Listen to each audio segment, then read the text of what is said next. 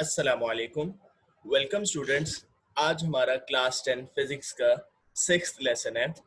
आज हम अपना फर्स्ट चैप्टर यानी कि chapter 10 simple harmonic motion and waves का लास्ट लेसन अटेंड करने जा रहे हैं। आज के हमारे स्टूडेंट लर्निंग आउटकम्स क्या है?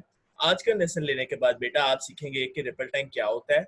आपको पता लगेगा कि रिपल टैंक की कंस्ट्रक्शन क्या है, वो कैसे बना हुआ है और वो कैसे काम करता है, how ripple tank works. And also आपको पता लगेगा कि रिपल टैंक की मदद से हम वेव्स की करेक्टरिस्टिक्स को कैसे स्टडी करते हैं। सो ये है हमारे आज का जो है learning outcomes. So without wasting any time let's start our lesson. सबसे पहले मैं कुछ पुरानी चीजों को रिकॉल करना चाहूंगा। आप मेरे साथ देखिएगा, ये वो तमाम बातें हैं जो बेटा आपने इससे पिछले लेसन्स में सीखी थी। ठीक है, जो प्रीवियस 5 लेसन्स थे इस चैप्टर के, उसमें हम इन बातों को सीख चुके हैं। मैं आपके सामने इनको रिवाइज करवा रहा हूँ, देखिए जरा।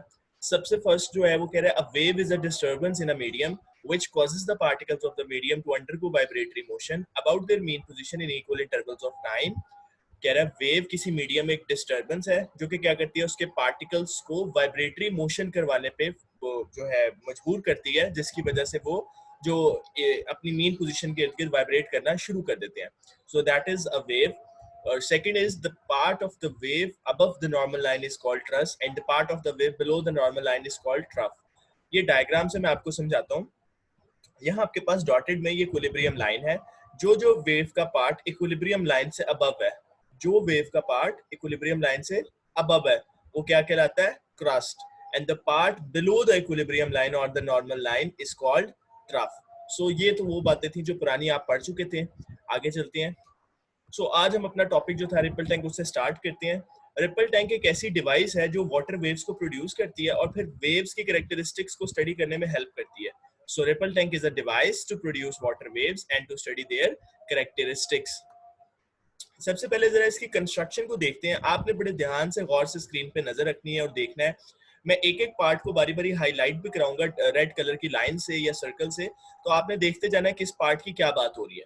सो फर्स्ट जो पार्ट है जिसको देखने जा रहे हैं, the apparatus consist of a rectangular tray having glass bottom. आपको एक रेक्टेंगुलर ट्रे, ये रेड बाउंड्री से मार्क हुई नजर आ रही है। ये रेक्टेंगुलर ट्रे का जो बॉटम है ये ग्लास बॉटम है और इस ट्रे को हम टेबल की सरफेस से ऑलमोस्ट हाफ मीटर अबव रखते हैं। अच्छा, सेकंड पार्ट यहाँ पे जो आपको नजर आ रहा है वो क्या है? वाइब्रेटर। ये क्या है? waves can be produced on the surface of water present in the tape by means of a vibrator or pedal। ये वाइब्रेटर बेसिकली वो इंस्ट्रूमेंट है जो वेव्स जनरेट करेगा। ये क्या है, इसकी कंस्ट्रक्शन क्या है और कैसे काम करता है, आइए अब इसको देखते हैं। The vibrator is an oscillating electric motor fixed on a wooden plate over the tray such that its lower surface just touches the surface of water। आप ये देख सकते हैं, ये एक मोटर है, ये इलेक्ट्रिक ऑसिलेटिंग मोटर लगी हुई है यहाँ पे। ये मोटर जो है इसको एक वुडन प्लैंक, एक लकड़ी के फट्टे के ऊपर हमने जोड़ दिया है और उस पूरे जो असेंबली है, उस पूरी असेंबली को हमने क्या कर दिया, ऊपर से सस्पेंड कर दिया, लटका दिया इस तरह से कि जो फट्टा है उसकी लोअर सरफेस वाटर की सरफेस के साथ जस्ट इन कांटेक्ट है, सिर्फ उससे टच कर रही है, उसके अंदर डूबी नहीं हुई, सबमर्ज नहीं हुई। अच्छा, ये तो आ गई असेंबली जो वाइब्रेटर की थी। अच्छा, on setting the vibrator on, जैसे ही इस वाइब्रेटर को मैं ऑन करूंगा तो होगा क्या? This wooden plate starts vibrating to generate water waves consisting of straight waveforms. जैसे ही ऑन होगा ये वुडन प्लैंक ऊपर नीचे इस तरह से वाइब्रेट करना शुरू कर देगा। इससे क्या होगा? वेव्स जनरेट होंगी पानी में।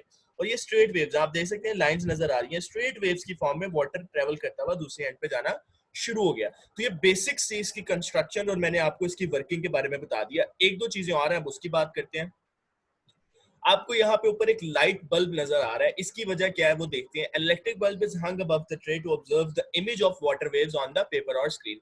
यहाँ नीचे एक पेपर और स्क्रीन पड़ी है। ये लाइट जो है यहाँ पे इसलिए लगाई है कि ये यहाँ से पास होगी, नीचे ग्लास बॉटम इसलिए रखा है कि लाइट उससे गुजर सके और जो वेव्स ऊपर बन रही है उसकी इमेज यहाँ नीचे स्क्रीन या पेपर के ऊपर हमें शो कर सके। अच्छा, ये कैसे आएगी image? The crust and trough of the waves appear as bright and dark lines respectively on the screen। मैंने अभी आपको बताया था crust क्या था। Crust is the upper part of the wave that is above the equilibrium line। Trough is the lower part of the wave that is below the equilibrium line। तो crust और trough जो होंगे वो इस paper पे हमें नजर आएंगे, स्क्रीन पे नजर आएंगे। कैसे? as bright and dark lines, यानी कि जहां जहां क्रस्ट बनेगा वहां वहां यहाँ पे एक व्हाइट लाइन आएगी और जहां जहां ट्रफ होगा यहाँ पे वहां वहां यहाँ पे एक ब्लैक लाइन आएगी। तो आपको ऑलरेडी लाइंस लगी नजर आ रही होंगी। तो वो जो लाइंस है वो पेपर पे मार्क नहीं की हुई, वो ऊपर से एक इमेज बन रही है जो नीचे नजर आ रही है हमें मूव होते। सो ये था इसका जो है पूरा प्रोसेस। अब हम इस की कंस्ट्रक्शन को देख चुके हैं, वर्किंग को देख चुके हैं। अब हम इसके ऊपर एक जो है देखेंगे कि इसकी वेव की जो कैरेक्टरिस्टिक्स है वो इससे कैसे स्टडी करते हैं। सो बिफोर दैट एक वीडियो है, इस वीडियो को आप गौर से देखिएगा, फिर हम आगे चलते हैं। जो भी इंपॉर्टेंट बात लगे, कोई ऐसी बात जो नहीं हमें समझ आई, तो उसको आप नोट करें, फिर उसे डिस्कस करेंगे। Ripple tank introduction. Ripple tank एक ऐसा इंस्ट्रूमेंट है जो वेव पैदा करने और उनकी प्रॉपर्टीज को एग्जामिन करने के लिए इस्तेमाल होता है। रिपल टैंक एक रेक्टेंगुलर ट्रे पर मुश्तमिल होता है जिसका बॉटम शफाफ शीशे का बना होता है। उसको टेबल से आधा मीटर ऊपर रखा जाता है। वाइब्रेटर एक थरथराने वाली इलेक्ट्रिक मोटर होती है जो तख्ते पर नस्ब होती है। ये तख्ता रबर बैंड के जरिए लटका होता है। इसका निचला किनारा ट्रे को मस करता है। वाइब्रेटर को ऑन करने पर तख्ता वाइब्रेट होने लगता है और पानी की सरफेस पे प्लेन वेव पैदा होती है। ट्रे के ऊपर इलेक्ट्रिक बल्ब लटका होता है। उसकी हेल्प से पानी की सरफेस पर बनने वाली वेव के इमेज को व्हाइट पेपर पर ऑब्जर्व किया जाता है। पानी की वेव्स की रिफ्लेक्शन रिपल टैंक के थ्रू एक्सप्लेन करते हैं। रिपल टैंक में एक हर्डल रखें। पानी की वेव्स हर्डल से टकराकर रिफ्लेक्ट हो जाती हैं। अगर हर्डल को वेव्स के रास्ते में तिरछा रखा जाए तो ये रिफ्लेक्ट होने वाली वेव्स रिफ्लेक्शन के लॉस को प्रूव करती है। इंसिडेंट वेव का एंगल रिफ्लेक्टेड वेव के एंगल के इक्वल होता है। अच्छा, ये फर्स्ट कैरेक्टरिस्टिक्स की बात की है यहाँ पे वेव की। आइए हम इसे देखते हैं कि ये क्या है। तो कैरेक्टरिस्टिक्स ऑफ वेव में सबसे पहले हमने करना क्या है, place a barrier in the ripple tank, the water waves will reflect from the barrier. ये एक बैरियर था ब्लैक कलर का रिपल टैंक की ट्रे के अंदर, इसको हमने जो है एक खास एंगल पे प्लेस कर दिया, ये ब्लैक को। ये ग्रे से आपको वाटर वेव्स आती हुई नजर आ रही हैं जो इसके साथ टकरा रही हैं, और ये रेड एरोहेड इनकी डायरेक्शन को बता रहा है कि वाटर वेव्स कहाँ से आ रही हैं। अच्छा, if the barrier is placed at an angle to the wave front, wave front से मुराद क्या है, ये जो ग्रे लाइंस हैं बेसिकली ये वाटर वेव्स हैं जो वाइब्रेटर से प्रोड्यूस होके आई हैं। इस वेव फ्रंट के एक खास एंगल पे रख दिया हमने इस बैरियर को, तो होगा क्या, the reflected waves can be seen to obey the law of reflection. कह रहे वो लॉ ऑफ रिफ्लेक्शन को फॉलो करेंगी। What is the law of reflection, उसकी बात करते हैं क्या है। That is the angle of incident. Incident होता है वो चीजें जो आ रही हैं, जो इंसिडेंट्स हुई हैं, जो अभी पहुंची हैं, तो वो जब आई, जो टकराई, तो उन्होंने जो एंगल यहाँ पे ये एंगल जो क्रिएट किया, that is called the angle of incident. आती हुई वेव्स ने along the normal will be equal to the angle of reflected wave। ये जो angle of incidence बना, इस नॉर्मल वो लाइन होती है जो 90 डिग्री पे साथ फॉलो की जाती है। ये सारी बातें वो आपने पढ़ी हुई हैं। यहाँ पे क्या हुआ, एंगल ऑफ इंसिडेंस बना नॉर्मल के साथ आते वक्त, और जब वेव्स आके ये एरोहेड देख रहे हैं, वेव्स आके टकरा गई तो उन्होंने अपनी डायरेक्शन बदल ली, वो दूसरी तरफ हो गई है। वेव्स पहले देखें आपके सामने इस तरह स्ट्रेट खड़ी हुई थी, अब ये लेटी हुई शक्ल में इस तरफ को जा रही है और ये एरो लगा हुआ। अब यहाँ पे जो एंगल ऑफ रिफ्लेक्शन बन रहा है वो ये रहा, और ये एंगल ऑफ रिफ्लेक्शन और ये एंगल ऑफ इंसिडेंस दोनों के दोनों बराबर होंगे। इसी को कहते हैं लॉ ऑफ रिफ्लेक्शन। ये लॉ ऑफ रिफ्लेक्शन ओबे किया है इन्होंने। अच्छा, यहाँ पे मैं आपको दोबारा दिखाता हूँ, रिफ्लेक्शन को डिफाइन करता हूँ और इस पूरे प्रोसेस को दोबारा से रिपीट करके दिखाता हूँ। When waves moving in one medium fall on the surface of another medium। असल में जब स्टार्टिंग में वेव्स थी, वो स्टार्टिंग में वेव्स आप देख सकते हैं, जो ब्लू लाइंस है ये वेव्स हैं, ये वो वेव है जो आ रही है, और ये इनिशियली का है ट्रे में है, तो ये पहला मीडियम है, ये आती गई और सेकंड मीडियम से टकराई। सेकंड मीडियम का है ये बैरियर जो ब्लैक कलर का मैंने प्लेस किया हुआ है, सेकंड मीडियम से टकराई, ठीक है। Fall on the surface of another medium, they bounce back into the first medium. अब ये देखते हैं इनकी वेव्स की डायरेक्शन भी आपको दिखाता हूँ। ये वेव की डायरेक्शन है, ये वेव्स आई फर्स्ट मीडियम से सेकंड मीडियम पे टकराई, इनकी डायरेक्शन आपको दिखा दी मैंने। जैसे ही सेकंड मीडियम की सरफेस पे फॉल किया तो बाउंस बैक हो गई। बाउंस बैक हो गई है, कहाँ बाउंस हो रही है देखें, वापस फर्स्ट मीडियम की तरफ ही जा रही हैं, वापस ट्रे से टकरा के, बैरियर से टकरा के ट्रे में मूव कर रही हैं, ठीक है। और ये देखें ये वेव ट्रेवल कर रही है, ये इनकी डायरेक्शन है जिस तरफ ये मूव कर रही है। अच्छा, तो हुआ क्या, यहाँ पे जो एंगल ऑफ इंसिडेंस था वो किसके बराबर था, एंगल ऑफ रिफ्लेक्शन। ये मैंने अभी आपको पिछली डायग्राम में दिखाया कि एंगल ऑफ इंसिडेंस आते वक्त जो एंगल बनाया और जो जाते वक्त एंगल बनाया वो दोनों बराबर थे। तो ऐसे केस को क्या कहते हैं कि ये क्या हुआ है, रिफ्लेक्शन हुई है। आगे चलते हैं, अब हम देखते हैं अपनी वेव्स की सेकंड कैरेक्टरिस्टिक्स को। तो उसके लिए जो है एक और हम एक्सपेरिमेंट करने जा रहे हैं, इसको जरा गौर से समझिएगा। पहली बात कह रही है the speed of a wave in water depends on the depth of water. कह रहा है पानी में जो वेव की स्पीड है वो डिपेंड करती है कि पानी कितना गहरा है। अच्छा, इस बात को फर्दर समझते हैं कैसे। कह रहा है if a block is submerged in the ripple tank, the depth of water in the tank will be shallow over the block then elsewhere. कह रहा है कि अगर आप एक जो है रिपल टैंक की ट्रे के अंदर किसी जगह पे एक जो है ब्लॉक रख देते हैं, तो जो पानी ब्लॉक के ऊपर होगा वो थोड़ा होगा, उसकी गहराई कम होगी कंपैरेटिवली वो पानी जो नॉर्मल ट्रे में है। ये मैं अभी आपको डायग्राम से दिखाता हूँ। यहाँ देखें, अगर मैं कहूँ कि ये जितनी हाइट है यहाँ पे, ये ब्लू, ये पानी की हाइट है टोटल, तो जो पानी यहाँ पे उसकी डेप्थ होगी, यहाँ पे जो गहराई होगी पानी की, वो कंपैरेटिवली यहाँ पे की निस्बत ज्यादा होगी, क्योंकि यहाँ मैंने ब्लॉक रख दिया तो ब्लॉक के ऊपर पानी थोड़ा होगा और ब्लॉक के अलावा जो नीचे वैसे था वहां पानी ज्यादा है, तो यहाँ गहराई कम है और यहाँ गहराई ज्यादा है। अच्छा आगे देखते हैं। When water waves enter the region of shallow water, their wavelength decrease। कह रहा है shallow वो जगह होती है जहां पे कम गहरा पानी हो, ठीक है। तो कह रहा है जब वाटर वेव्स ऐसी जगह पे पहुंचती हैं जहां पे कम गहरा पानी हो, तो वहां पे उनकी वेवलेंथ क्या हो जाती है, छोटी हो जाती है। But the frequency of the water waves remain the same in both parts of water because it is equal to the frequency of the vibrator। मैंने आपको यहाँ पे एक रफ सी एग्जांपल देके समझाने लगा हूँ। लेट सपोज ये वाटर वेव जो थी पैडल से जनरेट होके आ रही थी, और जैसे ये ब्लॉक के ऊपर गई तो इनकी वेवलेंथ डिक्रीज हो गई, ठीक है, ये छोटी हो गई। तो ये तो एक मैंने बेसिक सी आपको डायग्राम बना के कोशिश करके समझाने की कोशिश की है। तो ऐसा कुछ होता है रिपल टैंक के अंदर कि जो वेव्स होती हैं जब वो उस जगह पे पहुंचती हैं तो उनकी वेवलेंथ छोटी हो जाती है, लेकिन उनकी फ्रीक्वेंसी सेम रहती है। यहाँ पे भी अगर यहाँ पे आप देखें तो अगर 3 वेव गुजरी हैं तो यहाँ पे भी 3 ही वेव गुजर रही हैं, फ्रीक्वेंसी सेम है, क्योंकि पीछे जो वाइब्रेटर लगा हुआ वो वाइब्रेटर एक ही चीज है, सेम लगा हुआ सबके लिए, तो फ्रीक्वेंसी सेम रहेगी लेकिन वेवलेंथ में फर्क आ गया। अच्छा अब इसी एक्सपेरिमेंट को हम दोबारा से रिपीट करने लगे हैं। Now we will repeat the same process but the boundary of the deep and shallow water will be at some angle. लेकिन अब करेंगे क्या, ये जो ब्लॉक हमने सीधा रखा हुआ था ब्लॉक किसी खास एंगल पे रख देंगे। इससे क्या होगा, जो डीप वाटर था वो और जहां शैलो वाटर था वो किसी एक एंगल पे बन जाएगा, कहीं पे जल्दी पानी गहरा आ जाएगा, कहीं पे नहीं आएगा अभी। Now we will consider that in addition to the change in wavelength, the waves change their direction of propagation as well। हमें यहाँ देखने को क्या मिलेगा कि वेवलेंथ तो चेंज करेंगी, लेकिन वेवलेंथ के साथ क्या होगा, अपनी डायरेक्शन भी बदलेंगी, क्योंकि किसी एक खास एंगल पे पड़ा हुआ है तो वो टकरा के अपनी डायरेक्शन को बदल लेंगी। कैसे, देखिएगा जब एक से जब दूसरे में जाएंगी तो एंगल की डायरेक्शन बदल जाएगी। Note that the direction of propagation is always normal to the wave front।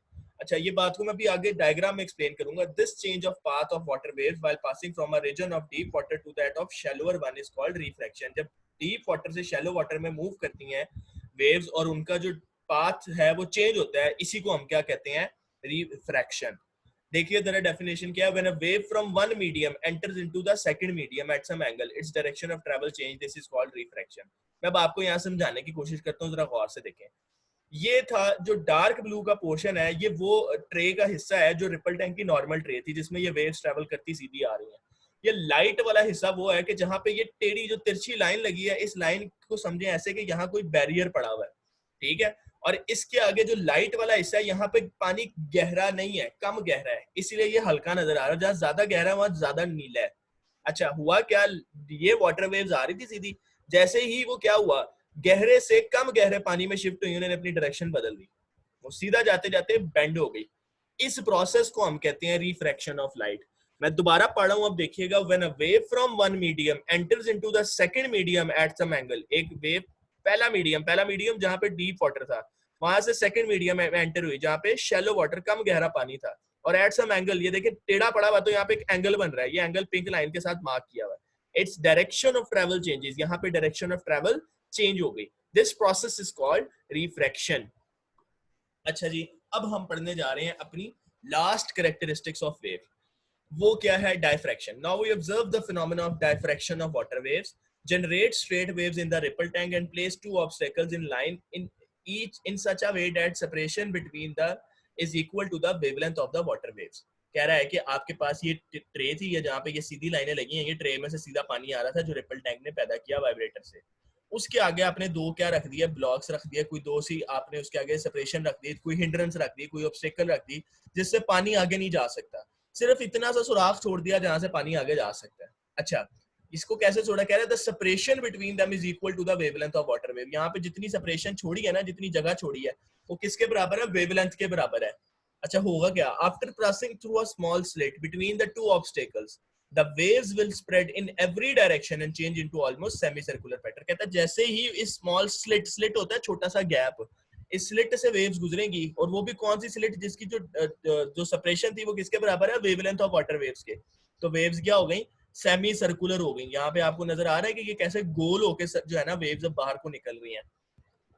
Diffraction of wave can only be observed clearly if the size of the obstacle is comparable with the wavelength of the wave. कह रहा है कि diffraction सिर्फ तब देखी जा सकती है जब दरमियान में जो गैप रखा है ऑब्स्टेकल्स के दरमियान में जो स्लिट रखी थी उसका जो साइज है वो कंपेयर किया जा सके वेवलेंथ के साथ. अगर वो बहुत ज्यादा बड़ा हो जाएगा तो वेवलेंथ आपकी जो है वो उस तरह से जो है डिफ्रैक्शन नहीं होगी. जैसे यहाँ पे केस है, कह रहा है the figure shows the diffraction of waves while passing through a slit with size larger than the wavelength. ये जो साइज छोड़ा हुआ है ये दोनों ब्राउन और ब्लैक से ब्लॉक्स के दरमियान में ये बहुत बड़ा है कंपैरेटिवली किसके, वेवलेंथ के. तो जब यहाँ से पानी इससे बाहर गुजरा तो सिर्फ देख रहे हैं इसका कोना मुड़ा है, बाकी पूरी वेव ऐसे ही जा रही है. इसका मतलब है डिफ्रैक्शन बिल्कुल थोड़ी सी हुई है कहाँ, इन कोनों में जहाँ पे मुड़ गए हैं, और बाकी पानी एज इट इज गुजर गया. इसकी वजह क्या थी, क्योंकि ये वेवलेंथ की निस्बत बहुत ज्यादा बड़ा स्प्लिट रख दिया गया था. तो only a small diffraction occurs near the corners of the obstacle. जबकि ये पुराने केस में देखें तो यहाँ जो स्लिट रखा था ना ये बिल्कुल उस हिसाब से था किसके, जितनी वेवलेंथ थी. तो देखें एग्जैक्ट डिफ्रैक्शन हुई है, सारे के सारे जो है ना इक्वली सेमी सर्कुलर फॉर्म में वेव जो है ट्रेवल कर रही है. तो आ जाइए अब हम डिफ्रैक्शन को डिफाइन करते हैं. द बेंडिंग और spreading of waves around the sharp edges or corners of obstacles or slits is called diffraction. कह रहा बेंड होना या स्प्रेड होना वेव्स का, कहाँ, शार्प एज, ये शार्प एज है यहाँ पे, या किसी ऑब्स्टेकल के कॉर्नर्स के साथ या स्लिट्स के साथ से गुजरने के बाद, उस काम को हम क्या कहते हैं, डिफ्रैक्शन. तो यहाँ तक हमारा आज लास्ट टॉपिक कंप्लीट होता है. हमने जो चीजें पढ़ी हैं उसको सम अप करते हैं. सबसे पहली चीज हमने पढ़ी रिपल टैंक एक ऐसी डिवाइस है जो कि क्या करती है, वाटर वेव्स प्रोड्यूस करती है, उनकी कैरेक्टरिस्टिक्स को स्टडी करने में हेल्प करती है. फिर हमने पढ़ा रिफ्लेक्शन क्या होता है. हमने कहा when waves moving in one medium falls on the surface of another medium, एक मीडियम से दूसरे मीडियम में वेव्स जाती हैं तो वो बाउंस होके वापस फर्स्ट मीडियम में आ जाती हैं. शर्त क्या है कि एंगल ऑफ इंसिडेंस, जाते वक्त जो एंगल बनाया था वो बराबर होगा, जब रिफ्लेक्ट हो गई टकराने के बाद वापस आ रही है उस पे जो एंगल बना उसके बराबर. तो इसको हम कहते हैं रिफ्लेक्शन. थर्ड हमने पढ़ा refraction. When a wave from one medium enter into the second medium at some angle its direction of travel changes. जब वेव एक मीडियम से दूसरे मीडियम में एंटर हो किसी खास एंगल के ऊपर तो उनका जो जाने का रास्ता है, जो उनकी डायरेक्शन है वो चेंज हो जाती है. इसको हम कहते हैं रिफ्रैक्शन. फोर्थ जो पॉइंट है वो क्या है, डायफ्रैक्शन का. द बेंडिंग और spreading of waves around the sharp edges or corners of obstacles or slits is called diffraction. तो ये तो था हमारा आज का लेसन, और आज हमारा पहला चैप्टर जो है कंप्लीट हो गया है. आपका काम ये है कि आप इस टॉपिक के बाद जो इसकी वर्कशीट है आपने इसको सॉल्व करना है और अपने चैप्टर को प्रिपेयर करना है. और अगर आपको किसी भी बात में कहीं पे भी कोई चीज़ नहीं समझ आई तो आप इस वीडियो को दोबारा से प्ले करके उस बात को देख के और फिर से समझ सकते हैं. सो बेटा घर में रहें, सेफ रहें और पढ़ें, और जो है अपनी जो वर्कशीट्स हैं और इस काम को कंप्लीट करें. So stay home, stay safe. इंशाल्लाह नेक्स्ट लेसन में मिलेंगे. अल्लाह हाफिज़.